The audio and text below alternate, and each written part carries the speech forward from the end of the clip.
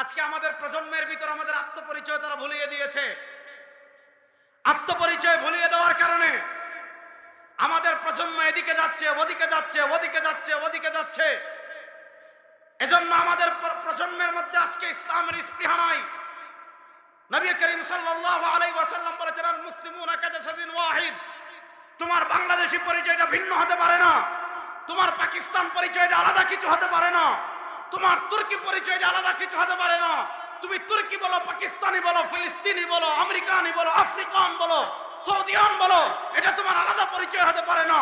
নবী করিম সাল্লাল্লাহু আলাইহি ওয়াসাল্লাম বলেন, সারা দুনিয়ার তাওহীদ এবং রিসালাতে বিশ্বাসী বাবা আমার উম্মত একটা পরিচয়, সবাই মুসলিম, সবাই।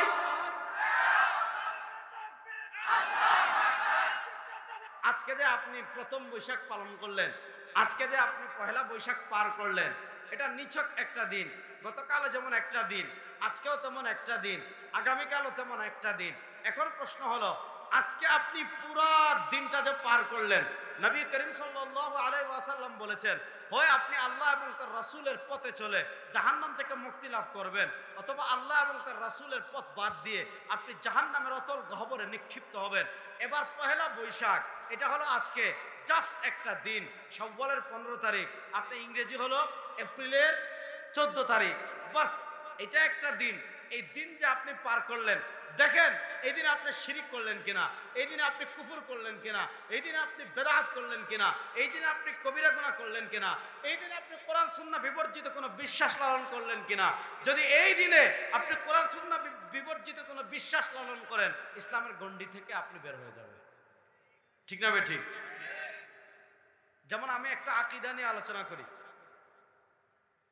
ইমানের যতগুলো গুরুত্বপূর্ণ বিশ্বাস আছে, তার ভিতর একটা গুরুত্বপূর্ণ বিশ্বাস হলো ভালো মন্দের মালিক কে? আর টাঙ্গাইলের মুসলমান জুড়ে বলেন, ভালো মন্দের মালিক কে? মঙ্গল অমঙ্গলের মালিক কে? রাস্তে বলেন, জুড়ে বলেন, আরো জুড়ে বলেন, মঙ্গল অমঙ্গলের মালিক কে? আমানতু বিল্লাহি ওয়া মালাইকাতিহি ওয়া কুতুবিহি ওয়া রুসুলিহি ওয়াল ইয়াউমিল আখির ওয়াল কদরি খাইরিহি ওয়া শাররিহি মিনাল্লাহি তাআলা ওয়াল কদরি খাইরিহি ওয়া শাররিহি মিনাল্লাহি তাআলা। আপনি বললেন তাকদীরের ভালো মন্দের মালিক আল্লাহ, বলেন তাকদীরের ভালো মন্দের মালিক, বলেন না তাকদীরের ভালো মন্দের মালিক।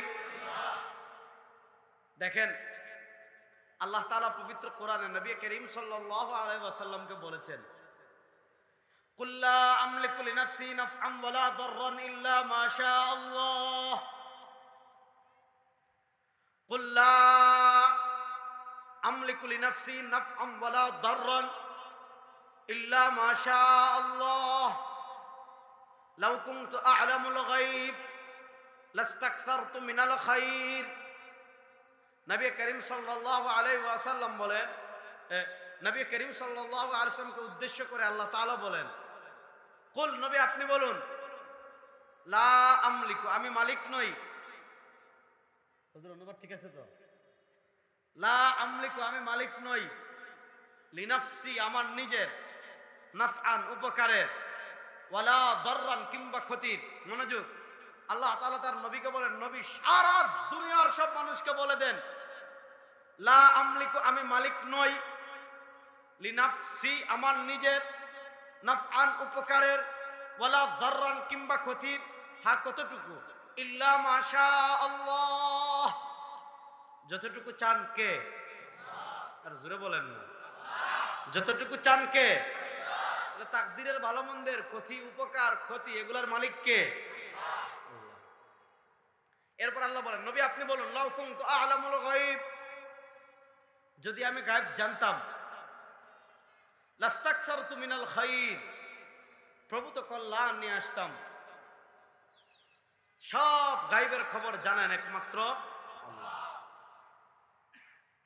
আল্লাহ তাআলা তার নবীকে বলছেন, আপনিও মঙ্গল অমঙ্গলের মালিক না, আপনিও কল্যাণ অকল্যাণের মালিক না, আপনিও ভালো মন্দের মালিক না।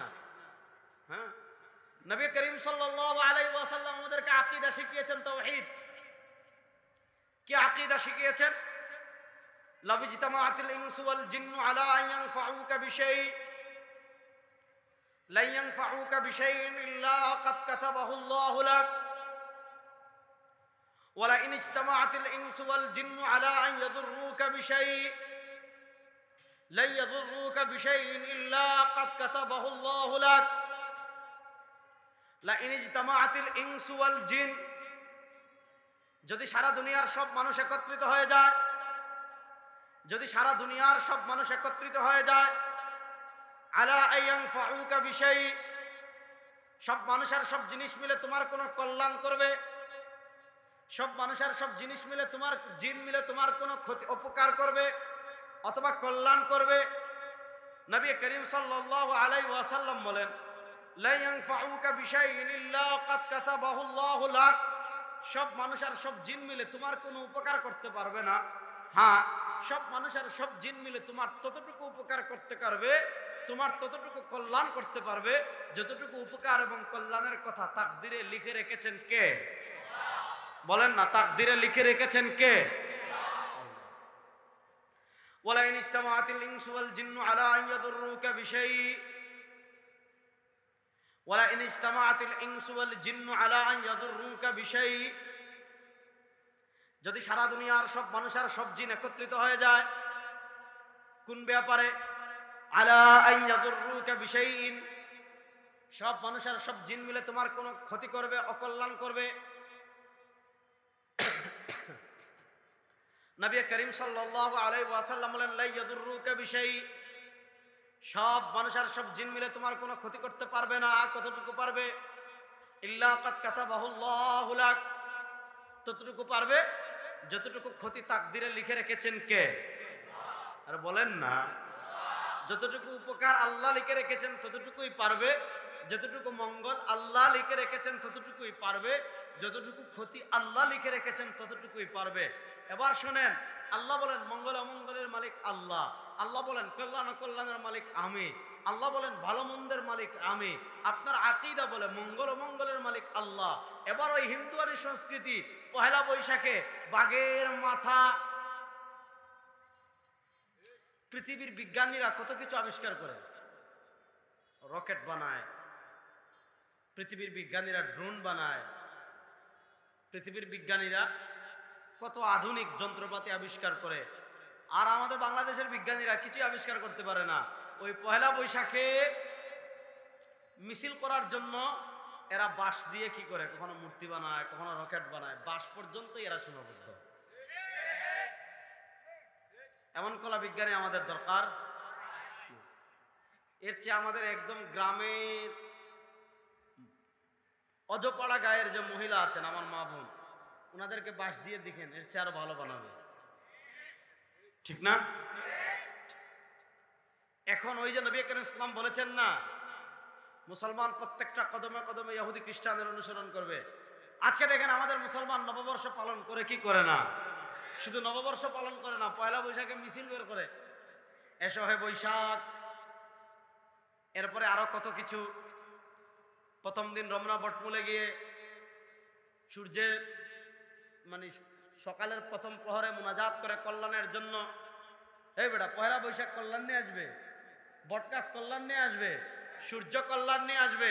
কেউ যদি মনে করে পয়লা বৈশাখে মঙ্গল শোভাযাত্রা বের করলে দিনের কল্যাণ হবে, রাষ্ট্রের কল্যাণ হবে, মানুষের কল্যাণ হবে, আমার কল্যাণ হবে, বৃষ্টি হবে, নদীতে মাছ আসবে, পানি আসবে, অশুভ শক্তি দূর হবে, পরিষ্কার কথা। কেউ যদি মনে করে মঙ্গল শোভাযাত্রা বের করলে অশুভ শক্তি দূর হবে, কেউ যদি মনে করে মঙ্গল শোভাযাত্রা বের করলে রাষ্ট্রের ভালো হবে, কেউ যদি মনে করে মঙ্গল শোভাযাত্রা বের করলে আর আপাত আসবে না, এমন বিশ্বাস যদি কেউ লালন করে, ইসলামের গণ্ডি থেকে বের হয়ে মুরতাদ এবং বেঈমান হয়ে যাবে। কারণ আমরা বিশ্বাস করি কল্যাণ ও কল্যাণের মালিক। এই যুগে মুসলমানদের উপর সবচেয়ে বড় যে আগ্রাসন আমি বলেছি, আমাদের আত্মপরিচয় বলে দিয়েছে। এই আত্মপরিচয় ভুলিয়ে দেওয়ার সবচেয়ে বড় যে মাধ্যম, সেটা হলো তারা আমাদের উপর সাংস্কৃতিক আগ্রাসন চালিয়েছে। সাংস্কৃতিক আগ্রাসন কেমনে চালিয়েছে? আপনারা দেখেন আমাদের ঘরে ঘরে ঘরে ঘরে ঘরে ঘরে ভারতীয় টিভি চ্যানেল আছে না নাই? আপনারা দেখেছেন 2 বছর আগে সাংস্কৃতিক আগ্রাসন অর্থাৎ পোলাপাইনের মাথায় ঢুকিয়ে দেওয়া। গত 15 বছরে আমাদের বাংলাদেশে মুক্তিযুদ্ধের চেতনা, জাতির জনক, এগুলো আমাদের পোলাপাইনের মাথায় ঢুকিয়ে দিয়েছিল। যার পর কারণে গত 2 বছর আগে পহেলা বৈশাখে আপনি একটা ভিডিও দেখেছেন, এক বাচ্চারে জিজ্ঞেস করছে পহেলা বৈশাখে কেমন লাগতেছে, সে বলছে পহেলা বৈশাখ মানে জাতির জনক বঙ্গবন্ধু শেখ মুজিবুর রহমান। বলে নাই? আপনারা দেখেন নাই মনে হয়। এই যে সে বলেছে পহেলা বৈশাখ মানে জাতির জনক বঙ্গবন্ধু শেখ মুজিবুর রহমান, আরেক পোলারে জিজ্ঞেস করছে পহেলা বৈশাখ কি, সে বলেছে পহেলা বৈশাখ এই মঙ্গল শোভাযাত্রার মাধ্যমে আমরা কি করেছি, পাকিস্তানি রাজাকারদের পরাজিত করেছি। এখন প্রশ্ন দিই, বাচ্চারা এগুলা বলে কেন? একজনে বলতেছে পহেলা বৈশাখ মানে জাতির জনক বঙ্গবন্ধু শেখ মুজিবুর রহমান, আরেকজনে বলছে পহেলা বৈশাখ দিয়ে আমরা মুক্তিযুদ্ধে বিজয় লাভ করেছি, পাকিস্তানি বাহিনীকে পরাজিত করেছি। প্রশ্ন হলো এই কথাগুলা কেন বলে? শুনেন, একটা হাদিস শুনেন, প্রসিদ্ধ হাদিস, আপনারা কম বেশি সবাই জানেন। নবী করিম সাল্লাল্লাহু আলাইহি ওয়াসাল্লাম বলেছেন কুল্লু মাউলুদিন ইউলাদু আলাল ফিতরা, কুল্লু মাউলুদিন ইউলাদু আলাল ফিতরা ফাআবাহু ইউহাফিদানি আও ইউনাসসিরানি আও ইউমাজ্জিসানি।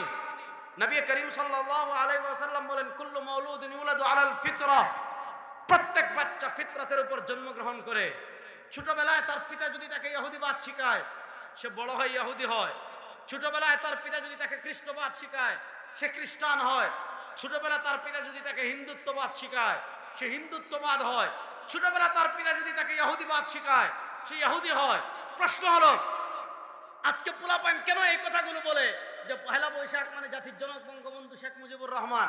প্রথম কথা হলো, আরে আমাদের জাতির জনক তো কোন বাংলাদেশের কেউ না, আমাদের জাতির জনক উপমহাদেশের কেউ না, আমাদের জাতির একমাত্র জনক হযরত ইব্রাহিম আলাইহিস সালাম।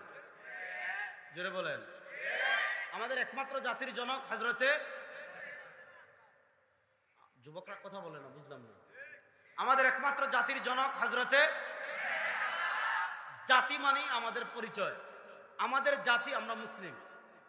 আমাদের জাতীয় পরিচয় কি? আমরা বলেন না, জোরে বলেন, যুবকরা আওয়াজ করে বলেন, আমাদের জাতীয় পরিচয় আমরা, আরো জোরে বলেন, আমাদের জাতীয় পরিচয় আমরা, হাত তুলে বলেন, আমাদের জাতীয় পরিচয় আমরা, আমাদের জাতীয় পরিচয় আমরা, এর বাইরে আমাদের আর কোনো পরিচয়।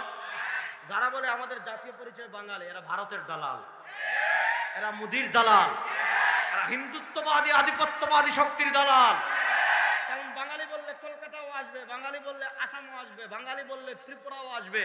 ওই সব বাংলাদেশকে তারা আবার গিলে খেতে চায়। এজন্য বলে বাঙালির 1000 বছরের শ্রেষ্ঠ উৎসব পান্তা ইলিশ খাওয়া। বাঙালির 1000 বছরের শ্রেষ্ঠ উৎসব কবে হয়েছে? আরে বেটা, বাংলাদেশের অধিকাংশ মানুষ কি খায় না? ইলিশ মাছ খেতেই পারে না। তুই যদি পয়লা বৈশাখ বাঙালি হতে চাস, তাহলে তুই তেলাপিয়া খা, পাঙ্কাশ খা। কারণ বাংলাদেশের অধিকাংশ দরিদ্র মানুষ কি খায়? যুবকরা কথা বলেন, এই দরিদ্র মানুষ। আরে ভাই, ইলিশ মাছের যে দাম, ইলিশ মাছের দাম আছে না নাই? আমরাও তুমি কিনি না সচরাচর। তাহলে তুই যদি বাংলাদেশি মানুষের সাথে একাত্মতা পোষণ করতে চাস, পুরা বাংলাদেশি মানুষের, তাহলে এই পুরা বাংলাদেশের মানুষ পান্তার লগে ইলিশ কবে খাইলো? পান্তা ভাতের লগে হয়তো লাফিয়ে খায়, নাহলে পাঙ্কাশ খায়। তুই এগুলো খা, ঠিক না বেঠিক? সারা বছর বার্গার খেয়ে, সারা বছর বার্গার খেয়ে, এগুলা খেয়ে, ওগুলা খেয়ে, পহেলা বৈশাখ যারা এসে বলবে বাঙালি, পহেলা বৈশাখ যারা মঙ্গল শোভাযাত্রা আপনাদের উপর চাপিয়ে দিতে চাইবে, বুঝবেন এরা আধিপত্যবাদী হিন্দু শক্তির দালাল, এরা ভারতের দালাল, এরা মুদির দালাল। ওই আধিপত্যবাদী হিন্দু শক্তির দালালি এই বাংলাদেশে আর চলতে দেওয়া হবে না। তাহলে আমাদের জাতীয় পরিচয় আমরা মুসলিম। বলেন, আমাদের জাতীয় পরিচয় আমরা, এই যুবকরা জোরে বলেন, আমাদের জাতীয় পরিচয় আমরা, জোরে বলেন, আমাদের জাতীয় পরিচয় আমরা। তাহলে জোরে আমরা বাংলাদেশি, হ্যাঁ, এটা আমাদের দেশীয় পরিচয়। দেশীয় পরিচয়। আমরা বাংলাদেশি এই পরিচয় এজন্য যে লিতাআরাফু, যাতে মানুষ আমাদেরকে চিনতে পারে। কিন্তু এটা আমাদের ন্যাশনালিজম নয়, এটা আমাদের জাতীয়তাবাদ নয়। আমাদের জাতীয়তাবাদ আমরা মুসলিম। বলেন আমাদের জাতীয়তাবাদ আমরা। আর মুসলমানদের একমাত্র জাতির পিতা হযরতে। তাহলে প্রশ্ন হলো পিচ্চি কেন বলে পহেলা বৈশাখ মানে জাতির জনক বঙ্গবন্ধু শেখ মুজিবুর রহমান? উত্তর হলো এটা এত চর্চা করা হয়েছে আমাদের দেশে। গত 15 বছর আপনারা দেখেছেন বঙ্গবন্ধু শেখ জাতির জনক বঙ্গবন্ধু শেখ মুজিবুর রহমান এই নাম দিয়ে কি পরিমাণ দুর্নীতি হয়েছে। বস এই নামটা লাগাইলেই দুর্নীতি হালাল, এমন একটা সিস্টেম গত 15 বছর আমাদের দেশে চলেছে। তা আমি যেটা বলতে চাচ্ছি, আজকে আমাদের প্রজন্মের ভিতর আমাদের আত্মপরিচয় তারা ভুলিয়ে দিয়েছে। আত্মপরিচয় ভুলিয়ে দেওয়ার কারণে আমাদের প্রজন্ম এদিকে যাচ্ছে, ওদিকে যাচ্ছে, ওদিকে যাচ্ছে, ওদিকে যাচ্ছে। এজন্য আমাদের প্রজন্মের মধ্যে আজকে ইসলামের স্পৃহা নাই। নবী করিম সাল্লাল্লাহু আলাইহি ওয়াসাল্লাম বলেছেন, আল মুসলিমুনা কাজাসাদিন ওয়াহিদ। তোমার বাংলাদেশি পরিচয়টা ভিন্ন হতে পারে না, তোমার পাকিস্তান পরিচয়টা আলাদা কিছু হতে পারে না, তোমার তুর্কি পরিচয়টা আলাদা কিছু হতে পারে না। তুমি তুর্কি বলো, পাকিস্তানি বলো, ফিলিস্তিনি বলো, আমেরিকানি বলো, আফ্রিকান বলো, সৌদিয়ান বলো, এটা তোমার আলাদা পরিচয় হতে পারে না। নবী করিম সাল্লাল্লাহু আলাইহি ওয়াসাল্লাম বলেন, সারা দুনিয়ার তাওহীদ এবং রিসালাতে বিশ্বাসী বাবা আমার উম্মত একটা পরিচয়, সবাই মুসলিম। সবাই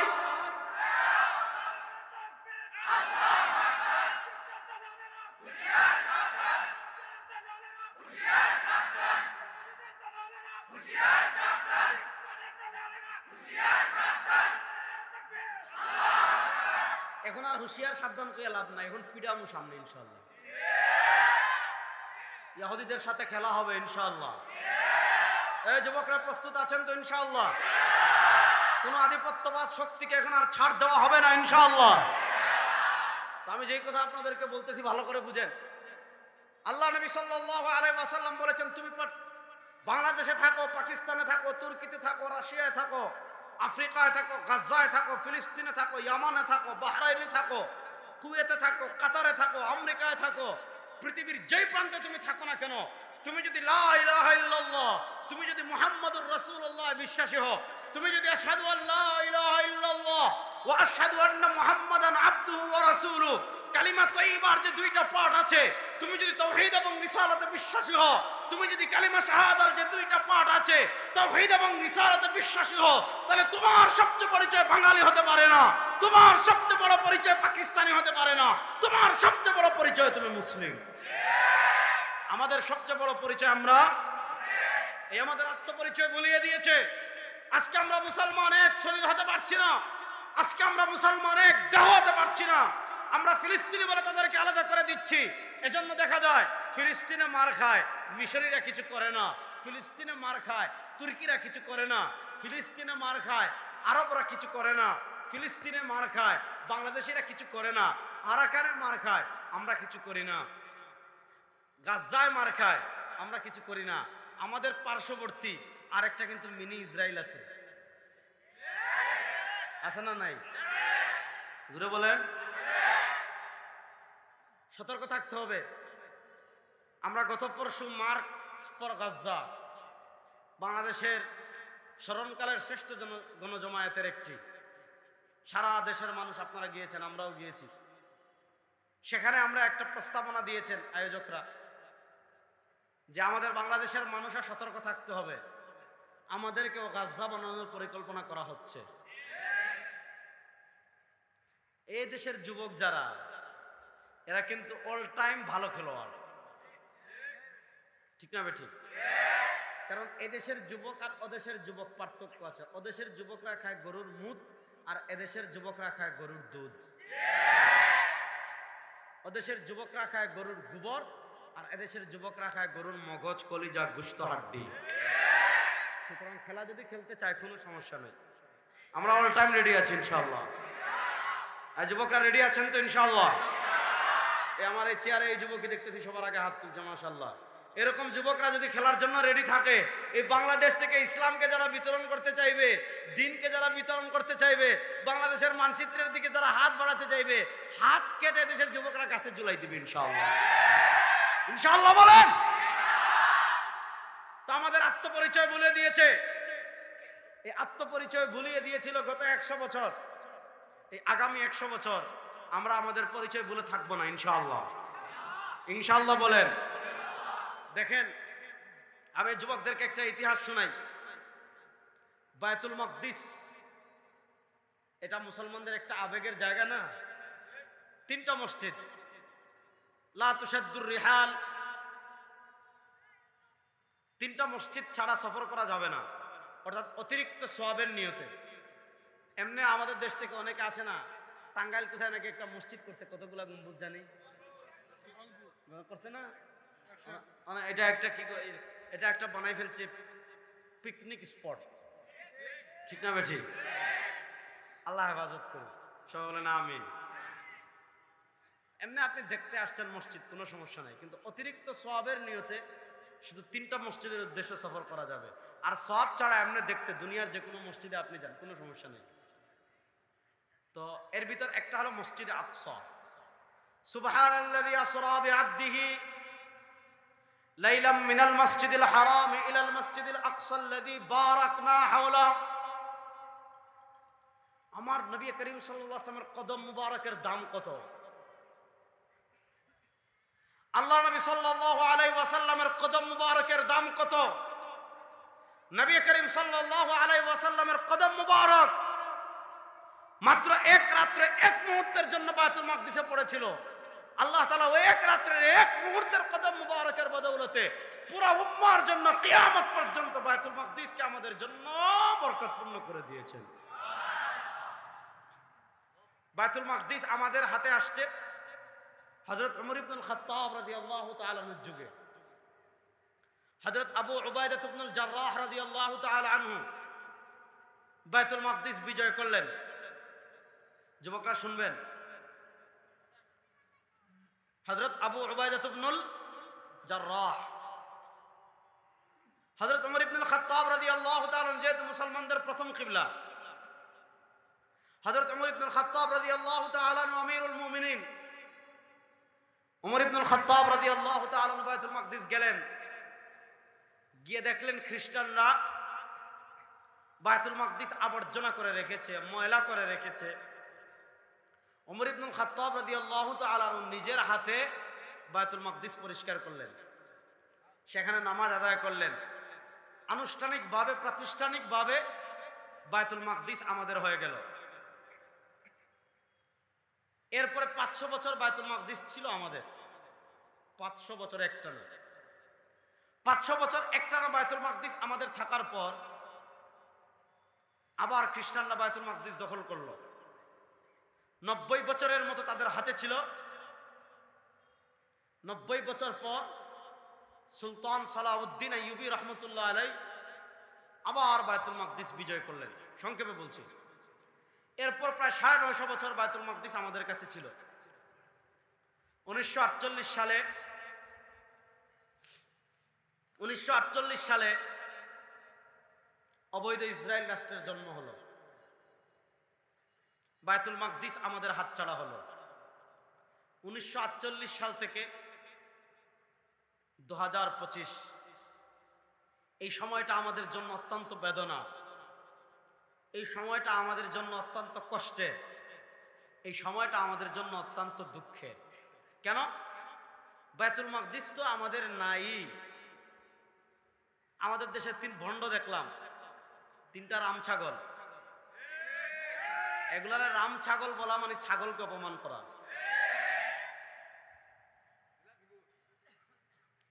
এরা বায়তুল মাকদিস গিয়েছে, গিয়ে বলেছে বায়তুল মাকদিস নিরাপদ আছে, কোনো হামলা নাই।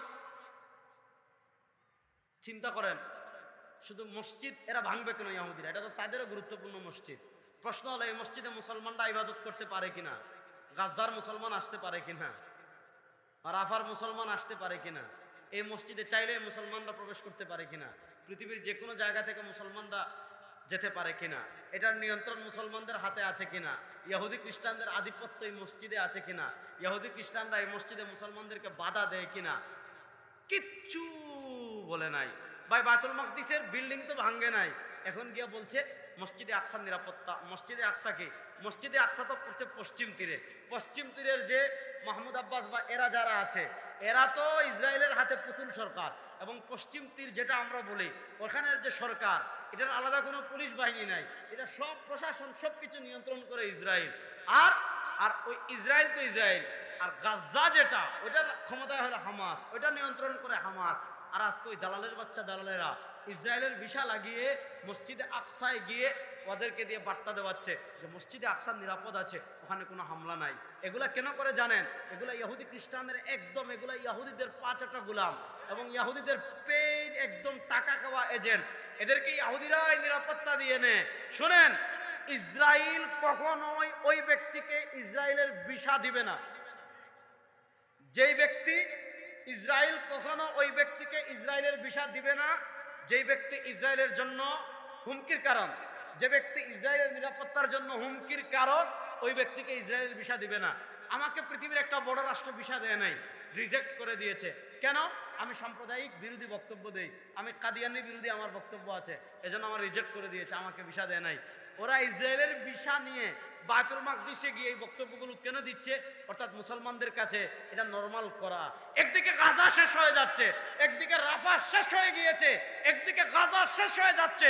ওই সময় গাজার মুসলমানদের জন্য যারা ব্যথিত না হয়, ওই সময় রাফার মুসলমানদের জন্য ব্যথিত না হয়, ইসরায়েলের ভিসা নিয়ে গিয়ে যারা এই কথা বলে বায়তুল মাকদিস নিরাপদ আছে, 500 কিলোমিটার নিরাপদ আছে, এখানে কোনো হামলা নাই, এদেরকে দেশে ফেরার সাথে সাথে গ্রেফতার করে জিজ্ঞাসা করতে হবে যে ইহুদিদের দালালি করছে কিনা।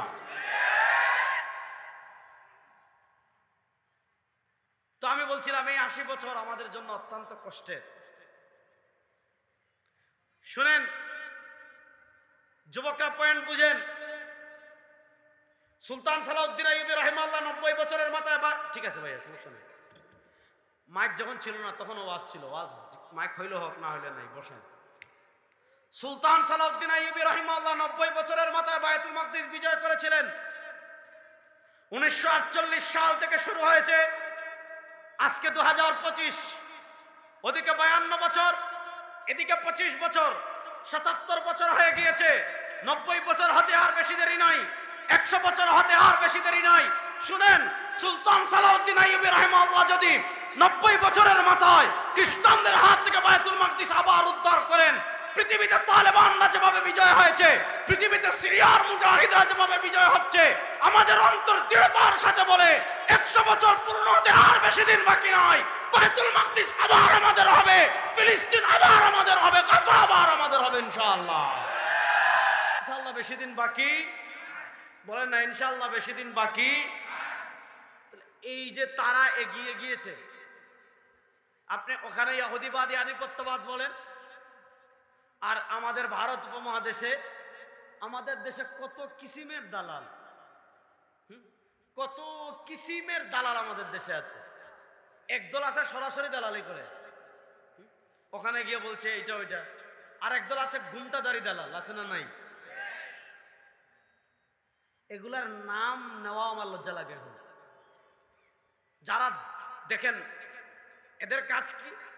আরেকটা গ্রুপ আছে, পৃথিবীর যে ভূখণ্ডে যারাই মুসলমান শক্তিশালী হবে, এদের আকীদা নিয়ে এরা কেচাল শুরু করে দিবে।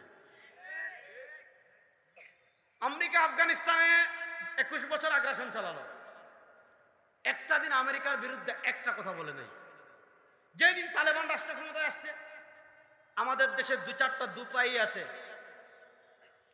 যেই দিন তালেবান রাষ্ট্র ক্ষমতায় আসছে ওই দিন থেকে তালেবানের আকীদা নিয়ে কেচাল শুরু। সিরিয়ার বাশার আল আসাদকে পরাজিত করে মুজাহিদরা রাষ্ট্র ক্ষমতায় এসেছে, আকীদা নিয়ে কেচাল শুরু। এই যে এত বছর থেকে যারা বলে হামাস তুফান আল আকসা শুরু করার কারণে গাজ্জার এই অবস্থা। প্রশ্ন হলো, তুফান আল আকসার আগে গাজ্জা মাশাআল্লাহ খুব নিরাপদ ছিল, ফিলিস্তিন খুব নিরাপদ ছিল, রাফা খুব নিরাপদ ছিল, কখনো তাদের উপর অত্যাচার হয়নি না? এই আরেক দল, এদেরকে অত্যন্ত সিস্টেমে পালা হয়। কেন? একটা হলো বিভ্রান্তি ছড়ানোর জন্য, আর আরেকটা হলো ইহুদিবাদকে মুসলমানদের ভিতর নরমাল করে দেওয়ার জন্য। দেখেন, এক কথা যখন আপনি বারবার শুনবেন, আপনার বিবেকে যখন এক কথা বারবার লাগবে, আপনার অন্তরেও সৃষ্টি হবে। সুতরাং আমার যুবকদেরকে বলবো, ওই সকল দালাল মালাল সব বাদ, প্রস্তুতি নেন। গত 100 বছর মার খেয়েছি, এই 100 বছর মার দিব। রেডি আছেন তো ইনশাআল্লাহ? গত 100 বছর আমরা পরাজিত হয়েছি, আর এই 100 বছর আমরা বিজয়ী হব ইনশাআল্লাহ। বলেন না ইনশাআল্লাহ? আমি যে কথা বলেছিলাম, মূল কথায় আবার আসি। এই শতাব্দীতে মুসলমানদের ব্যর্থতার জায়গা কোনটি? আমি বলেছি এই শতাব্দীতে মুসলমানদের ব্যর্থতার জায়গা হলো মুসলমান তাদের আত্মপরিচয় ভুলে গিয়েছে। প্রশ্ন হলো, মুসলমান তাদের আত্মপরিচয় ভুলে গিয়েছে কিভাবে? মুসলমানদের চিন্তায় আজকে ইসলামটা শুধু নামে, আর কিচ্ছু নেই। এটাও আমাদের নবী 1400 বছর আগে বলে গিয়েছেন সাল্লাল্লাহু আলাইহি ওয়াসাল্লাম। পড়েন না, একটা হাদিস আমি বলি, তাহলে হাদিসটা দেখলে আর এখন বাস্তবতার সাথে মিলালে আপনি বুঝতে পারবেন। 1400 বছর আগে নবী করিম সাল্লাল্লাহু আলাইহি ওয়াসাল্লাম বলে গিয়েছেন, ইউশিকু আন ইয়াতি আলান নাসি জামান, ইউশিকু আন ইয়াতি আলান নাসি জামান লাম ইয়াবকা মিনাল ইসলাম ইল্লা ইসমু ওয়া লাম ইয়াবকা মিনাল কুরআন ইল্লা রাসমু মাসাজিদুহুম আমিরা ওয়া হিয়া খারাবুন আনিল হুদা। নবী করিম সাল্লাল্লাহু আলাইহি ওয়াসাল্লাম বলেন, ইউশিকু আন ইয়াতি আলান নাসি জামান, আমার ভয় হচ্ছে। কি ভয় হচ্ছে? আন ইয়াতি আলান নাসি জামান, আমার উম্মার উপর এমন একটা সময় আসবে, আমার উম্মার উপর এমন একটা কাল আসবে, আমার উম্মার উপর এমন একটা যুগ আসবে। মনোযোগ, ইউশিকু আন ইয়াতি আলান নাসি জামান, আমার ভয় হচ্ছে আমার উম্মার উপর এমন একটা সময় আসবে, আমার উম্মার উপর এমন একটা কাল আসবে, আমার উম্মার উপর এমন একটা যুগ আসবে, লাম ইয়াবকা মিনাল ইসলাম ইল্লা ইসমু, তাদের কাছে ইসলামটা থাকবে শুধু নামে। লাম ইয়াবকা মিনাল ইসলাম ইল্লা ইসমু, ইসলামের নাম ছাড়া আর ইসলামের কোনো কিছু তাদের কাছে অবশিষ্ট থাকবে না, ইসলামটা শুধু নামে থাকবে। আজকে আমার নাম রেজাউল করিম আবরার, আপনার নাম আব্দুল্লাহ, আপনার নাম আব্দুর রহিম, আপনার নাম আব্দুল সমাদ, আপনার নাম এইটা, আপনার নাম ওইটা। অর্থাৎ আমাদের নাম থেকেও তো এখন ইসলাম দূর হওয়া শুরু হচ্ছে। কি সেন্টু, মেন্টু, রেংটু, ব্যাং, শিয়াল, এগুলো আমাদের নাম আছে না নাই? আল্লাহ নবী সাল্লাল্লাহু আলাইহি ওয়াসাল্লাম 1400 বছর আগে বলেছেন, নামটা ছাড়া ইসলামের কিছু থাকবে না। আজকে আমাদের মধ্যে ইসলামের নামটাই শুধু আছে যে আমরা মুসলিম, আর কিচ্ছু নেই। আপনি একটা করে ধরেন, ইহুদিবাদ, খ্রিস্টবাদ, হিন্দুত্ববাদ। পৃথিবীতে ইহুদিবাদ বলেন, খ্রিস্টবাদ বলেন, হিন্দুত্ববাদ বলেন, আমাদের উপর এমন ভাবে জেকে বসেছে, আমাদের সাথে এমন ভাবে লেগে গিয়েছে, আমাদের উপর এমন প্রবল আধিপত্য বিস্তার করেছে। আজকে বাংলাদেশে আমরা বলি মুসলমান সংখ্যাগরিষ্ঠ, আজকে বাংলাদেশে আমরা বলি মুসলমান এত কোটি। এই এত কোটি মুসলমানদের ভিতরে অধিকাংশ মুসলমান এমন দেখবেন যাদের ব্যক্তি জীবনে ইসলাম নাই, যার শরীরে ইসলাম নাই, যার পরিবারে ইসলাম নাই, যার রাজনীতিতে ইসলাম নাই, যার ব্যবসা প্রতিষ্ঠানে ইসলাম নাই, যার সংসদে ইসলাম নাই, যার সংবিধানে ইসলাম নাই, যার অর্থনীতিতে ইসলাম নাই, যার বিচার ব্যবস্থায় ইসলাম নাই, তার পরিবার বলেন, ব্যক্তি বলেন, সমাজ বলেন, রাষ্ট্র বলেন, তার কোথাও ইসলামের নাম নিশানা নাই। ঠিক না বেঠিক? আমাদের পরিবারে ইসলাম আছে না, আমাদের পরিবারে হিন্দুত্ববাদ পাবেন, আমাদের পরিবারে ইহুদিবাদ পাবেন, আমাদের পরিবারে খ্রিস্টবাদ পাবেন।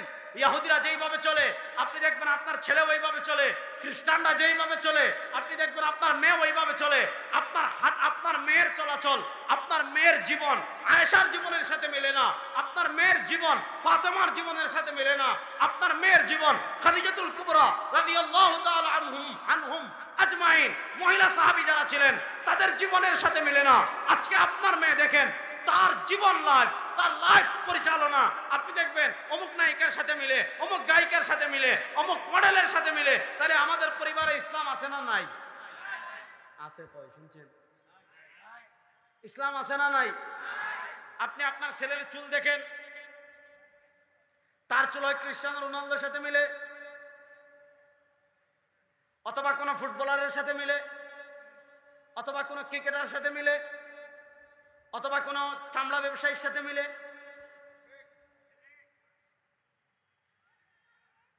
কিন্তু আপনার ছেলের চেহারা, আপনার মেয়ের চেহারা, আপনার ছেলের লাইফ, আপনার ছেলের বডি সরওয়ার দু আলম সাল্লাল্লাহু আলাইহি ওয়াসাল্লামের সাথে মিলে না, সাহাবা একরামের জীবনের সাথে মিলে না। ঠিক না বেটি? আমাদের বিয়ে শাদীতে হিন্দুত্ববাদী সংস্কৃতি পাবেন, আমাদের বিয়ে শাদীতে ইহুদিবাদী সংস্কৃতি পাবেন, আমাদের বিয়ে শাদীতে বৌদ্ধদের সংস্কৃতি পাবেন, আমাদের বিয়ে শাদীতে খ্রিস্টানদের সংস্কৃতি পাবেন, আমাদের বিয়ে শাদীতে আইয়ামে জাহিলিয়াতের কাফেরদের সংস্কৃতি পাবেন। কিন্তু আজকে আমাদের দেশে যে বিয়ে হয়, এই বিয়েতে সরওয়ার দু আলম তাজদারে মদিনা জনাবে মুহাম্মদুর রাসূলুল্লাহ সাল্লাল্লাহু আলাইহি ওয়াসাল্লামের আদর্শ খুঁজে পাওয়া যায় আইয়ামে জাহিলিয়াতের কাফেরেরা। ইমাম ইবনে কাসির আসসিরাতুন নববিয়াতে বর্ণনা এনেছেন।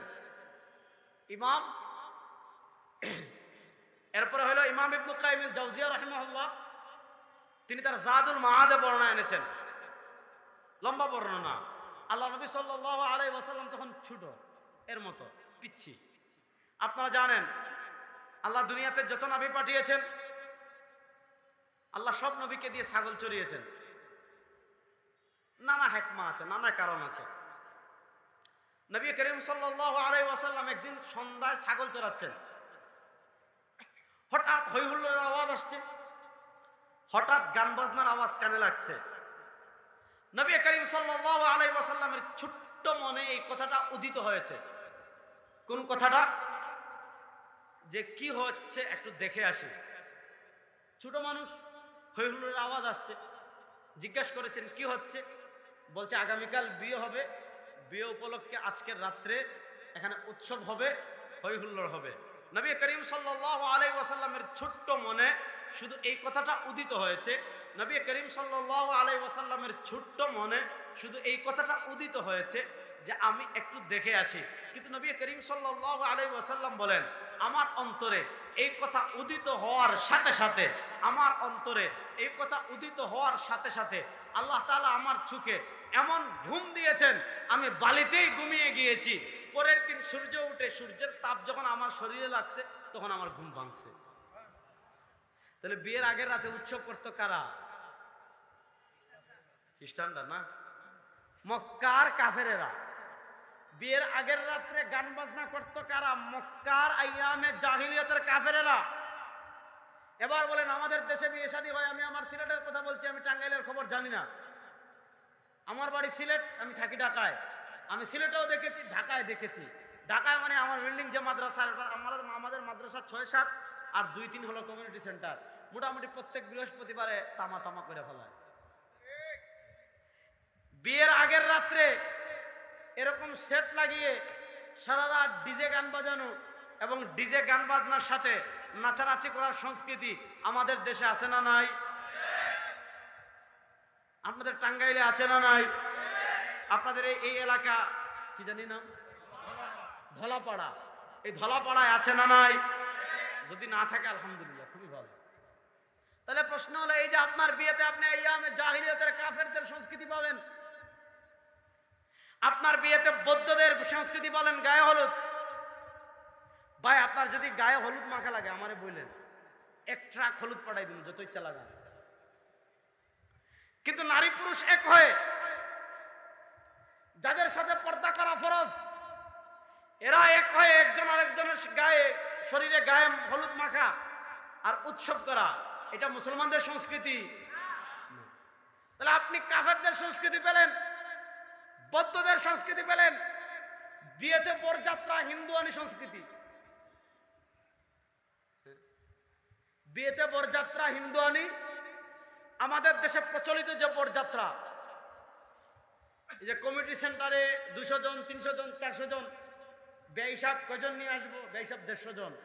না বেঈ সাহেব, আমার গোষ্ঠী একটু বেশি, 200 জন না বেঈ সাহেব, তাহলে 160 জন নিয়ে আসেন, 170 জন নিয়ে আসেন। এইভাবে আমাদের দেশের প্রচলিত বরযাত্রা যাওয়াও হারাম, প্রচলিত বরযাত্রীর খাবার খাওয়াও হারাম। বলবেন রেজাউল করিম আপনার সব ফতোয়া দিছে। এই প্রচলিত বরযাত্রী যাওয়াও হারাম, এই প্রচলিত বরযাত্রীর খাওয়াও হারাম। বলেন প্রচলিত বরযাত্রী যাওয়াও, কথা বলেন না, জোরে বলেন, প্রচলিত বরযাত্রী যাওয়াও খাওয়াও। আজকে বিয়েকে আমরা কঠিন করে দিয়েছি। একজন বাবা মধ্যবিত্ত আমাদের দেশের মানুষ, আমাদের ডক্টর ইউনূস সাহেব ওই দিন বলেছেন সামিটে যে আমাদের দেশের মানুষ 4 কোটি মানুষ এমন আছে যারা 100 টাকা দিয়ে দিন পার করে, অর্থাৎ যাদের প্রত্যেক দিনের ইনকাম 100 কোটি। আগে প্রত্যেক দিনের ইনকাম মাত্র 100 টাকা। আগে যা শুনেছেন গত 15 বছর আমাদের দেশ সিঙ্গাপুর হয়ে যাচ্ছে, আমাদের দেশ মালয়েশিয়া হয়ে যাচ্ছে, আমাদের দেশ ইউরোপ হয়ে যাচ্ছে। এগুলা বলে ওই চুরের গোষ্ঠী রাষ্ট্রের হাজার হাজার কোটি টাকা বিদেশে চুরি করার একটা প্ল্যান করেছে, আর কিছু না, আর কিছুই না। তো আমি যেটা বলছিলাম এই যে আমাদের দেশে 4 কোটি মানুষ, 100 টাকা তার প্রত্যেক দিনের ইনকাম, এটাই বাস্তবতা। এখন আপনি 300 জন মানুষ নিয়ে বরযাত্রী যাবেন, প্রথমে কমিউনিটি সেন্টার ভাড়া করেন, কমিউনিটি সেন্টার ভাড়া করার পর গরুজি কিনেন, গোশত কিনেন, মোরগ কিনেন, বিশাল খাবারের আয়োজন। শুধু খাবারের আয়োজন করাই শেষ না, আমাদের দেশের কমিউনিটি সেন্টারে বর আপনার মেয়েকে নিয়ে যাওয়ার পর কমিউনিটি সেন্টারের যে খাবারের রুম আছে ওই খাবারের রুমে গিয়ে একদিন উকি দিয়ে দেখেন কি পরিমাণ খাবার নষ্ট করা হয়। এই যে এখানে 4-5 লাখ টাকা লাগে দেখার দিন, এটার নাম দিছে হইলো কি জানি, আংটি পরানো, আংটি পরানো, এঙ্গেজমেন্ট। ওরে বাপ রে বাপ, আমাদের দেশের যুবকরা মনে করে যে এঙ্গেজমেন্ট করলেই আর এখন বাইকের পিছনে নিয়ে ঘোরা যাবে, এঙ্গেজমেন্ট করলেই কক্সবাজার নিয়ে যাওয়া যাবে, এঙ্গেজমেন্ট করলেই আপনার মালদ্বীপ নিয়ে যাওয়া লাগে। শুনেন, আংটি একটা না 100টাও যদি পরান, যতক্ষণ পর্যন্ত ইজাব কবুল না হয়েছে, যতক্ষণ পর্যন্ত আকদ না হয়েছে, ততক্ষণ পর্যন্ত ওই মহিলা দেখা আপনার জন্য হারাম। বলেন ততক্ষণ পর্যন্ত ওই মহিলা দেখা আপনার জন্য। আজকে আমরা বিয়েকে কঠিন করে ফেলেছি। এই বরযাত্রী ছিল হিন্দুদের সংস্কৃতি, কেমনে জানেন? হাকিমুল উম্মত আশরাফ আলী থানভী রাহিমাহুল্লাহ তার খুতবাতে হাকিমুল উম্মতে আপনারা পাবেন, ভারতের হিন্দুরা এক এলাকা থেকে আরেক এলাকায় বিয়ে করত। এখন হিন্দুরা যখন এক এলাকা থেকে আরেক এলাকায় বিয়ে করত, এখন দেখা যাচ্ছে তখন ঘোড়া নিয়ে যেত, হেঁটে যেত, পালকি নিয়ে যেত। এখন দেখা যাচ্ছে সাধারণত মেয়ের বাপ কিছু উপহার দিতেই পারে। নবী করিম সাল্লাল্লাহু আলাইহি ওয়াসাল্লাম ফাতেমা রাদিয়াল্লাহু তাআলাকে দিয়েছেন। এখন কিছু উপহার যদি দিয়েছে, পথে ডাকাত আটকাতে পারে, ডাকাত রাখতে পারে, আবার অন্য কোনো ক্ষতিও হয়ে যেতে পারে। তখন কি করত? ওই যুবকরা যখন স্ত্রীকে আনতে যেত, সাথে এলাকার 10-15 জন যুবক নিয়ে যেত, যাতে রাস্তায় তারা পাহারা দেয়, রাস্তায় তারা নিরাপত্তা দেয়। ওই যে মানে রাস্তায় যাতে ডাকাতি না হয়, ওইটার জন্য সে সাথে কয়েকজন যুবক নিয়ে যেত। ওইটা আস্তে আস্তে আস্তে আস্তে আস্তে আস্তে আস্তে আস্তে একসময় বরযাত্রা হয়ে গেছে। আল্লাহ নবী সাল্লাল্লাহু আলাইহি ওয়াসাল্লাম একাধিক বিয়ে করলেন, সাহাবায়ে কেরাম বিয়ে করলেন, তাবেঈনগণ বিয়ে করলেন, তবে তাবেঈনগণ বিয়ে করলেন, ইমামগণ বিয়ে করলেন। বলেন ইসলামের ইতিহাসে সাহাবা, তাবি, তবে তাবি, আইম্মা, মুজতাহিদিন, ইসলামের মহান বুজুর্গ নবী সাহাবী থেকে শুরু করে 1400 বছরের আল্লাহর যত নেক বান্দা আছেন, তারা কখনো তাদের বিয়েতে বরযাত্রী নিয়ে গিয়েছেন? এটা না আসতে বলছে, দেখছেন? বিয়ে করেন নাই কারা কারা? দেখে হাত তুলেন তো একটু, যারা বিয়ে করেন নাই। আজ পিছিয়ে হাত তোলা দরকার নাই, থাক। আপনি করছেন? বিয়ে করে ফেলছেন? মাশাআল্লাহ, হাত নামান। এখন একটা ওয়াদা করেন আমার সাথে, যারা বিয়ে করেন নাই, যখন বিয়ে করবেন সুন্নতি তরিকায় মসজিদে বিয়ে করবেন তো ইনশাআল্লাহ? বরযাত্রী নিয়ে কমিউনিটি সেন্টারে যাবেন? সবাই বলে নাই, দেখছেন? হ্যাঁ হুজুর খেয়াল করেছেন নি? সবাই এটা বলে নাই। ও যেখানেই যাক, হ্যাঁ, মেয়েদের বাড়িতে বরযাত্রী নিয়ে যাবেন না ইনশাআল্লাহ? দেখ কারা কারা আল্লাহকে ওয়াদা করেন যারা বিয়ে করেন নাই, দেখি ইনশাআল্লাহ বলেন। আল্লাহ কবুল করুক, সবাই বলেন আমিন।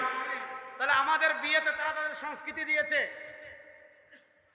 আমাদের পরিবারে তারা তাদের সংস্কৃতি ঢুকিয়ে দিয়েছে, আমাদের পোশাকে তারা তাদের সংস্কৃতি ঢুকিয়ে দিয়েছে। আরে পোশাক বাদ দেন, বিয়েতে বাদ দেন, স্বয়ং চুলে এখন ইহুদি খ্রিস্টানরা তাদের সংস্কৃতি ঢুকিয়ে দিয়েছে। যাবেন কোথায়? এই উম্মাহ আজকে চুল কাটার ক্ষেত্রে ইহুদিদেরকে ফলো করে। এই উম্মাহ আজকে প্যান্ট পরার ক্ষেত্রে কত ধরনের প্যান্ট বের হয়েছে, দেখবেন প্যান্ট বের হয়েছে এখানে ছেঁড়া, ঠিক না? এখানে প্যান্ট ছেঁড়া থাকবে কাদের? যারা গাড়ি পরিষ্কার করে, গ্যারেজে যারা কাজ করে তারা, কারণ তারা গাড়ির নিচ পরিষ্কার করে নিয়মিত। এখন দেখা যাচ্ছে গাড়ির নিচ যদি পরিষ্কার করে তাহলে তার প্যান্ট আপনার পাকাতে ঘষা লাগবে, তাহলে স্বাভাবিক তার প্যান্ট এখানে ছিঁড়তে পারে। এখন দেখবেন প্যান্ট এখানেও ছিঁড়া, এখানেও ছিঁড়া। আর এমন আপনি দেখেন যে যত বড় লোক সে তার প্যান্ট তত বেশি ছেঁড়া। দেখেন আপনি হাসতেছেন, অথচ আপনি একটু গভীরভাবে চিন্তা করেন, আজকে পোশাকে তারা তাদের সংস্কৃতি ঢুকিয়ে দিয়েছে। আজকে দেখেন এমন প্যান্ট আমাদের যুবকদেরকে পরায়, মসজিদে যখন যুবক নামাজ পড়তে যায়, হ্যাঁ, মসজিদে যুবক কি করতে গিয়েছে? নামাজ পড়তে গিয়েছে। তার গেঞ্জি হলো এই পর্যন্ত, আর নিচে হলো প্যান্ট পরা পেটি দিয়ে, মাশাল্লাহ দাঁড়াইছে তার পিঠ, রুকুতে গেছে আল্লাহু আকবার বলে, গেঞ্জি উপরে বেল্ট নিচে। আছে না নাই? আচ্ছা, নামাজে যদি কারো সতর 3 আঙ্গুল পরিমাণ খুলে যায়, নামাজ আছে না গেছে? এই উম্মার উপায় কি হবে আপনি বলেন? এই উম্মাহ যাবে কোথায় বলেন? সরওয়ার দু আলম সাল্লাল্লাহু আলাইহি ওয়াসাল্লাম 1400 বছর আগে বলে গিয়েছেন, এই উম্মাহর উপর এমন একটা সময় আসবে, এই উম্মাহর উপর এমন একটা কাল আসবে, এই উম্মাহর উপর এমন একটা যুগ আসবে, লাম ইয়াবকা মিনাল ইসলাম ইল্লা ইসমুহু। আজকে আমরা শুধু ইসলামটা শুধু আমাদের ভিতর নামের ভিতর আছে, আমাদের পোশাকে ইসলাম নাই, আমাদের বিয়ে শাদীতে ইসলাম নাই, আমাদের ব্যবসায় ইসলাম নাই, আমাদের রাজনীতিতে ইসলাম নাই, আমাদের সংসদে ইসলাম নাই, আমাদের সংবিধানে ইসলাম নাই, আমাদের হাইকোর্ট সুপ্রিম কোর্টে ইসলাম নাই, কোথাও আছে ইসলাম নাই। ইসলাম কোথায়? মসজিদে জিলাপি খাওয়ার সময়।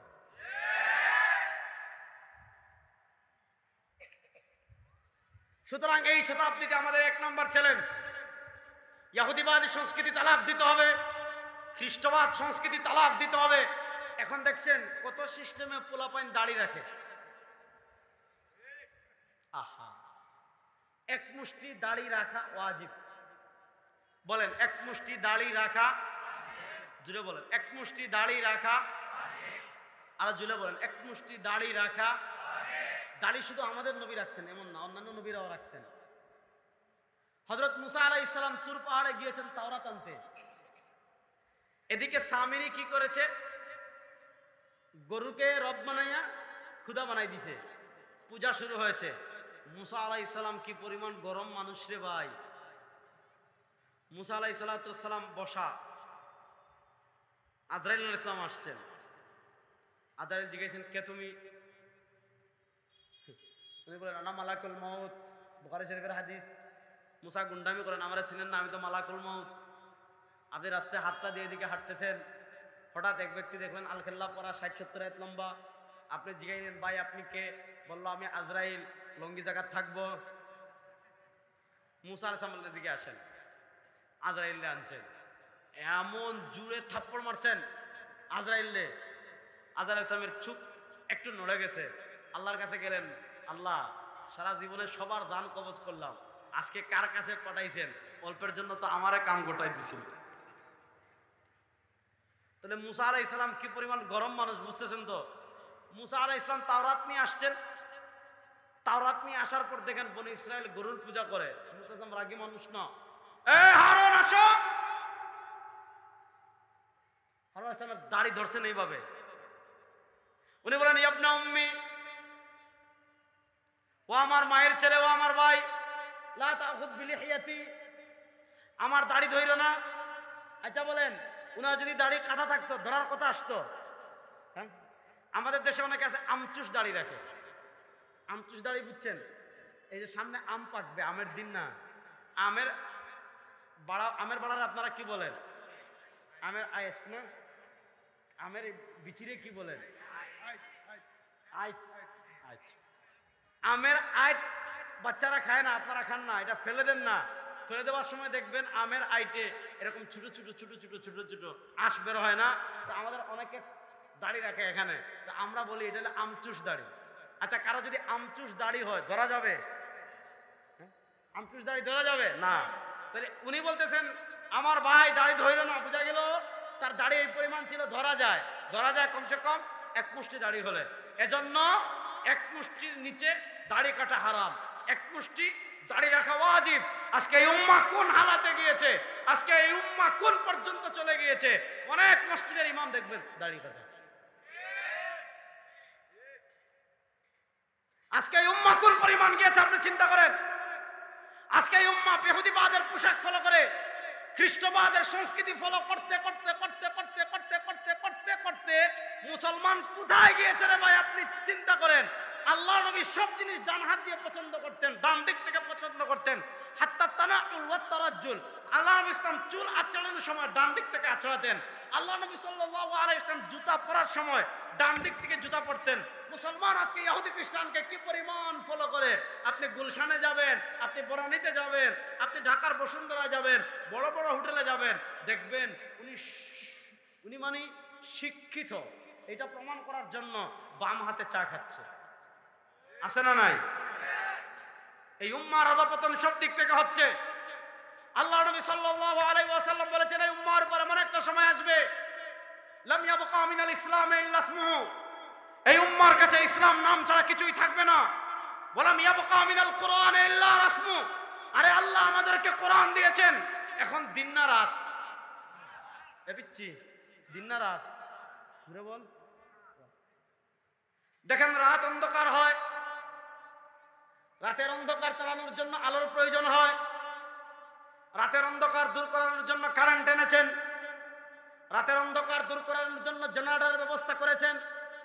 কেন করেছেন? এখানে বড় বড় বক্তারা আসবে, এখানে বয়ান হবে, এখানে বয়ান হতে হলে বক্তার চেহারা দেখা লাগবে, বক্তাও আপনাকে দেখা লাগবে।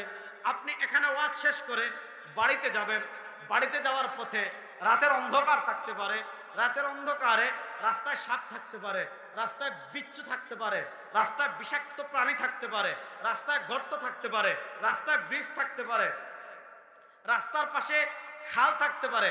আপনি সাপের গায়ে পা দিতে পারেন, আপনি খালে পড়ে যেতে পারেন, আপনি গাছের সাথে ধাক্কা খেতে পারেন, আপনি গর্তে পড়ে হাড্ডি ভেঙে ফেলার সম্ভাবনা থাকতে পারে। তাহলে প্রশ্ন হলো, রাতের অন্ধকার দূর করে, রাতের অন্ধকার দূর করে আপনি নিরাপদে ঘরে পৌঁছাবেন কেমনে? রাতের অন্ধকার দূর করে আপনি নিরাপদে বাড়িতে পৌঁছাবেন কেমনে? আপনি কি করেন? টর্চ লাইট জ্বালান।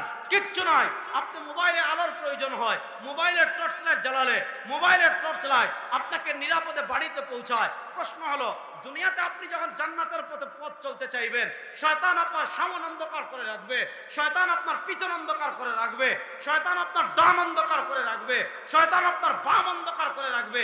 এবার প্রশ্ন হলো, শয়তানের অন্ধকার আপনি কারেন্ট দিয়ে দূর করতে পারবেন না, শয়তানের অন্ধকার আপনি জেনারেটর দিয়ে দূর করতে পারবেন না, শয়তানের অন্ধকার আপনি মোবাইল দিয়ে দূর করতে পারবেন না। প্রশ্ন হলো, শয়তানের অন্ধকার আপনি দূর করবেন কেমনে? আল্লাহ বলেন, আমি তোমাদেরকে দিয়েছি কোরআন, ফিহি হুদাম ওয়া নূর, এই কোরআন হলো আলো, এই কোরআন হলো বাতি, এই কোরআনের বাতি দিয়ে তারা পথ চলবে, কোরআন পথ দেখিয়ে তাদেরকে জান্নাতে নিয়ে যাবে। আল্লাহ নবী সাল্লাল্লাহু আলাইহি ওয়াসাল্লাম বলেছেন উল্টাটা। এই উম্মাহর উপর এমন একটা সময় আসবে, এই উম্মাহর উপর এমন একটা কাল আসবে, এই উম্মাহর উপর এমন একটা যুগ আসবে, লাম ইয়াবকা মিনাল ইসলাম ইল্লা ইসমু ওয়া লাম ইয়াবকা মিনাল কুরআন ইল্লা রাসমু। আজকে আমরা কোরআন দিয়ে তাবিজ দেই, হ্যাঁ কোরআন দিয়ে তাবিজ দেওয়া জায়েজ, কোনো সমস্যা নেই। আজকে আমরা কোরআন দিয়ে ঝাড়ফুঁক করি, কোনো সমস্যা নাই, কোরআন দিয়ে ঝাড়ফুঁক করা জায়েজ। আজকে আমরা কোরআন খতম করি, কোনো সমস্যা নাই, কোরআন খতম করা জায়েজ। আজকে আমরা কোরআন দিয়ে পড়ে ইসালে সওয়াব করি, কোনো সমস্যা নাই। কিন্তু প্রশ্ন হলো, আল্লাহ তো কোরআন শুধু তাবিজ দেওয়ার জন্য দেন নাই, আল্লাহ তো কোরআন শুধু ঝাড়ফুঁক করার জন্য দেন নাই, আল্লাহ তো কোরআন শুধু ইশারা সওয়াবের জন্য দেন নাই, আল্লাহ কোরআন দিয়েছেন আলো। আপনার ঘর আলোকিত হবে কোরআন দিয়ে, আপনার ব্যবসা আলোকিত হবে কোরআন দিয়ে, আপনার সমাজ আলোকিত হবে কোরআন দিয়ে, আপনার সংসদ আলোকিত হবে কোরআন দিয়ে। সব আলোকিত হবে কি দিয়ে? আজকে আপনার ঘরে কোরআনের আলো আছে? হ্যাঁ, কোরআন আছে, এটা আপনি গিলাফবন্দি করে রেখে দিয়েছেন। এই রমজানে আপনি তিলাওয়াত করছেন, গিলাফবন্দি করছেন, আশা করি আগামী রমজানের আগে খোলার আর সুযোগ পাবেন না। এরকমই তো বেশিরভাগ মুসলমান, ঠিক না বেঠিক? আজকে দেখেন আপনার পরিবারে কোরআন নেই, আমাদের সংবিধানে কোরআন নেই, আমাদের সংসদে কোরআন নাই, আমাদের বিচার ব্যবস্থায় কোরআন নাই। আমি বলেছিলাম এ যুগে মুসলমানদের সংকট আত্মপরিচয়। আজকে মুসলমান কোরআনের আলো ভুলে যাওয়ার কারণে, মুসলমান কখনো গণতন্ত্রের আশ্রয় নেয়, কোরআনের আলো ভুলে যাওয়ার কারণে মুসলমান কখন ন্যাশনালিজম জাতীয়তাবাদের আশ্রয় নেয়, কোরআনের আলো ভুলে যাওয়ার কারণে মুসলমান কখনো ধর্মনিরপেক্ষতা সেকুলারিজমের আশ্রয় নেয়। মুসলমান আজকে কেন ধর্মনিরপেক্ষতার পিছনে দৌড়ায়? মুসলমান আজকে কেন জাতীয়তাবাদের পিছনে দৌড়ায়? মুসলমান আজকে কেন ডেমোক্রেসি গণতন্ত্রের দিকে দৌড়ায়? আরে বেটা, ডেমোক্রেসি মুসলমানদের কাছে আদর্শ না, মুসলমানদের কাছে সোশ্যালিজম আদর্শ না, মুসলমানদের কাছে কমিউনিজম আদর্শ না, মুসলমানদের কাছে সেকুলারিজম আদর্শ না, মুসলমানদের জন্য ন্যাশনালিজম আদর্শ না, মুসলমানদের কাছে একমাত্র আদর্শ ইসলাম। মুসলমানদের কাছে একমাত্র আদর্শ বলেন না, মুসলমানদের কাছে একমাত্র আদর্শ। আজকে মুসলমান কেন জাতীয়তাবাদের পিছনে দৌড়ায়? আজকে মুসলমান কেন গণতন্ত্রের দিকে দৌড়ায়? আজকে মুসলমান কেন ধর্মনিরপেক্ষতার দিকে দৌড়ায়? আজকে মুসলমান কেন আপনার সোশ্যালিজমের দিকে দৌড়ায়? কারণ একটাই, মুসলমান কোরআন ভুলে গিয়েছে, মুসলমান ইসলাম ভুলে গিয়েছে। তাহলে এবার একটা কথা বলি, এই কথা বলে আমি আপনাদের থেকে বিদায় নিব। সেই কথাটা হলো আমাদের আত্মপরিচয়ের সংকট। আমি নিয়ে আলোচনা করছিলাম আজকে। একটা আত্মপরিচয় সংকট আমাদের ভিতর, তারা তাদের সংস্কৃতি ঢুকিয়ে দিয়েছে। সংকট, তারা আমাদের ভিতর নানা তন্ত্র ঢুকিয়ে দিয়েছে, তারা আমাদের ভিতর নানা মন্ত্র ঢুকিয়ে দিয়েছে, জাতীয়তাবাদ ঢুকিয়েছে, ধর্মনিরপেক্ষতা ঢুকিয়েছে, গণতন্ত্র ঢুকিয়েছে। আচ্ছা, এই বাংলাদেশের বয়স তো 1 বছর না, 2 বছর না, 3 বছর না, এই বাংলাদেশ 53 বছর হয়ে গিয়েছে। এই 53 বছর কখনো গণতন্ত্র দেখেছেন, কখনো ধর্মনিরপেক্ষতা দেখেছেন, কখনো জাতীয়তাবাদ দেখেছেন, কখনো মুক্তিযুদ্ধের পক্ষের শক্তি দেখেছেন। সবই তো দেখলেন, খুন তো কেউ বন্ধ করতে পারলো না। সবই তো দেখলেন, টেন্ডারবাজিতে কেউ বন্ধ করতে পারলো না। সবই তো দেখলেন, কেউ চাঁদাবাজি বন্ধ করতে পারলো না। সবই তো দেখলেন, কেউ দুর্নীতি বন্ধ করতে পারলো না। সবই তো দেখলেন, কেউ ধর্ষণ বন্ধ করতে পারলো না। সবই তো দেখলেন, কেউ আপনার বিদেশের টাকা পাচার বন্ধ করতে পারলো না। সবই তো দেখলেন, কেউ চাঁদাবাজি বন্ধ করতে পারলো না। সব তন্ত্রমন্ত্র বাংলাদেশে দেখেছেন। এবার একবার পরীক্ষার জন্য আল্লাহর কোরআনকে বাংলাদেশের ক্ষমতায় দেখতে চান কি চান না?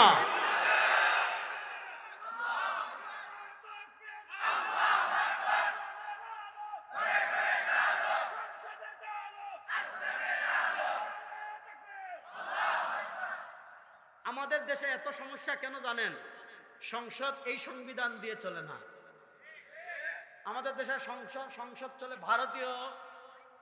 ভারতে লেখা 72-এর সংবিধান। ওই সংবিধান দিয়ে তো 52 বছর চালাইলেন, আর কি, আর কত বছর দেখবেন? এবার আপাতত একবার এটা আমাদের সংবিধান হোক। আল্লাহর কোরআন আমাদের সংবিধান হোক, চান কি চান না? আল্লাহর কোরআনের আলোকে সংসদ চলুক, চান কি চান না? আল্লাহর কোরআনের আলোকে রাষ্ট্র চলুক, চান কি চান না? তাহলে এবার 2024-এর জুলাই আগস্টে গণবিপ্লব হয়েছে কেন? মুক্তিযুদ্ধের চেতনার কথা বলে ফ্যাসিবাদে পরিণত হয়েছিল। আমরা দেখেছি মুক্তিযুদ্ধের সপক্ষের শক্তি বলে আপনার চুরি হয়, ডাকাতি হয়, খুন হয়, ধর্ষণ হয়, টেন্ডার হয়, হাজার হাজার কোটি টাকা বিদেশে পাচার হয়।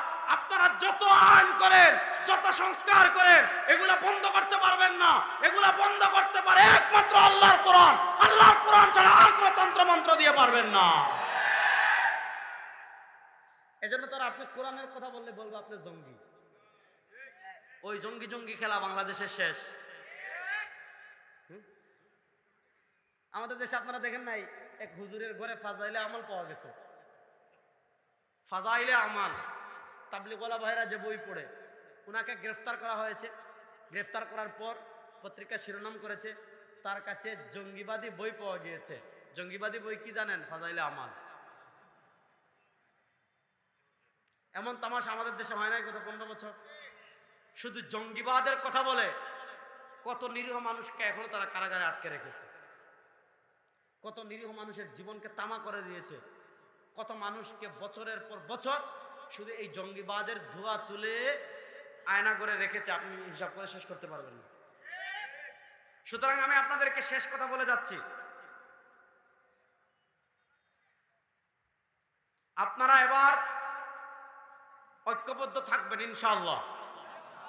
আমরা ইনশাআল্লাহ চেষ্টা করছি সব ইসলামী রাজনীতিবিদ এক কাতারে এসে আমরা ডাক দিব, এবার কোরআন সংসদে জ্বালাবো ইনশাআল্লাহ। এবার কোরআনের বাতি সংসদে জ্বালানোর ডাক যদি বাংলাদেশে ওঠে, কোরআনের বাংলাদেশ গড়ার যদি ডাক ওঠে, ইনশাআল্লাহ যুবকরা আল্লাহর কোরআন সংসদে প্রতিষ্ঠা করার জন্য প্রস্তুত আছেন না নাই? আল্লাহ কবুল করুক, সবাই বলেন আমিন। একটা প্রশ্ন করেছেন, উত্তর দেই। আসসালামু আলাইকুম, সুন্নত নামাজ তারাবির নামাজ পড়িয়ে হাদিয়ার টাকা নেওয়া জায়েজ আছে কিনা?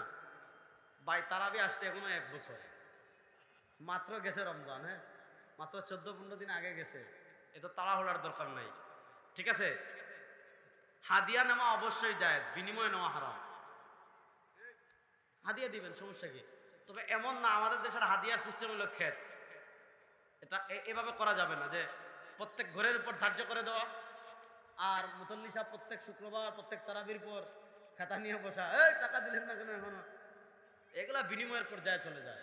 স্বেচ্ছা গোপনে নিজে নিজে, হাফেজ সাহেব 1 মাস আপনি কোরআন তিলাওয়াত করে শোনাইছে, গোপনে নিজের মতো যত পারেন হাফেজ সাহেবকে হাদিয়া দিবেন তো ইনশাআল্লাহ? আচ্ছা, এটা নিয়ে আমার আলোচনা আছে অনেক, এটা দিয়ে কি করবেন মিয়া? আল্লাহ তাআলা আমাদেরকে দিন বিজয় করার তৌফিক দান করেন। শেষ কথা বলে যায়, পৃথিবী পরিবর্তনের মধ্য দিয়ে যাচ্ছে, আগামীতে 2টা আধিপত্যবাদী শক্তির বিরুদ্ধে লড়াই হবে ইনশাআল্লাহ। একটা হলো হিন্দুয়ানি আধিপত্যবাদ শক্তি, আর একটা হলো ইহুদিবাদী আধিপত্যবাদ শক্তি। ইহুদিবাদী আধিপত্যবাদী শক্তির সাথে লড়াই হবে ওইদিকে, আর হিন্দুত্ববাদী আধিপত্যবাদী শক্তির বিরুদ্ধে লড়াই হবে এইদিকে। আমার যুবকদেরকে আমি বলবো, প্রস্তুতি নেন ইনশাআল্লাহ, সময় আর বেশি দিন বাকি নাই, লড়াই হবে, খেলা হবে, আমরাই বিজয় লাভ করবো ইনশাআল্লাহ। ইনশাআল্লাহ বলেন। আমাদের দেশকে গাজায় বানানোর একটা ষড়যন্ত্র ভারতে শুরু হয়েছে, আপনারা জানেন। সেটা হলো ভারতে মুসলমানদের সব ওয়াকফি সম্পত্তি ছিনিয়ে নেওয়ার একটা ষড়যন্ত্র করা হচ্ছে। সেই ষড়যন্ত্রের প্রভাব ইতিমধ্যে শুরু হয়েছে, বিভিন্ন মসজিদ, বিভিন্ন মাদ্রাসা, মুসলমানদের জায়গা জমি দখল করা শুরু হয়ে গিয়েছে। তারা মুসলমানদেরকে জায়গা জমি উচ্ছেদ করে এই আমাদের উপমহাদেশকে বা আমাদের দেশকে যদি গাজা বলেন যাই বলেন বানাতে চায়, তাদের কালো হাত ভেঙে দেওয়ার জন্য আমরা ঐক্যবদ্ধ থাকার প্রয়োজন আছে না? না ইনশাআল্লাহ। আল্লাহ তাআলা আমাদেরকে এক এবং নেক করুন। আল্লাহ তাআলা ইসলামের প্রশ্নে আমাদেরকে আপোষহীন করুন। আল্লাহ তাআলা জীবনের সব ক্ষেত্রে আমাদেরকে কোরআন এবং সুন্নাহ ফলো করার তৌফিক দান করুন, আমিন। ইন আসাবতু ফামিন